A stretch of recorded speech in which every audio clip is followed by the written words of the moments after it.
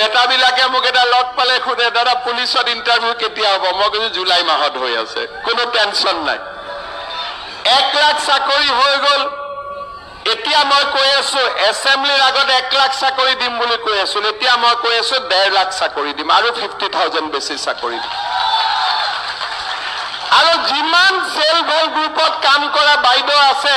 লাখপতি বাইদেউ সবৰ বেংক একাউন্টে 3-4 মাসের ভিতরে 10,000 টাকা ঘুষবে ঢুকবে একদম গ্যারেন্টি ফর্মটা ফিল আপ করেছি কি না আপনারা কে কে করেছে হাতটা উঠান আরে ভাই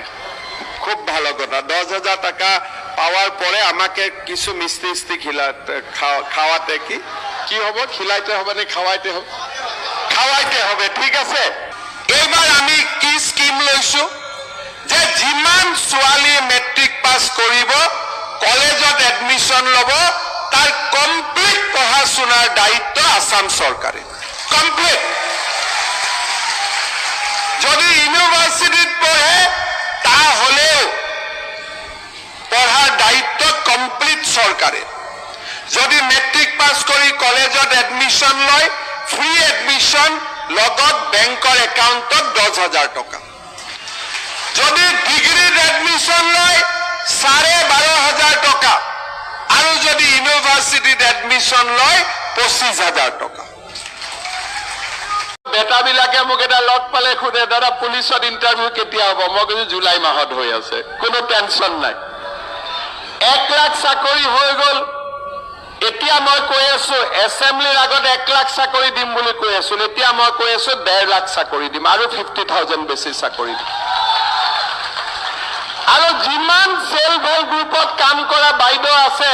লাখপতি বাইদেউ সবৰ বেংক একাউন্টে 3-4 মাসের ভিতরে 10,000 টাকা ঘুষবে ঢুকবে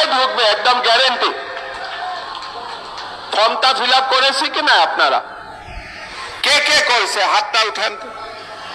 আরে ভাই খুব ভালো কথা 10,000 টাকা পাওয়ার পরে আমাকে কিছু মিষ্টি খাওয়াতে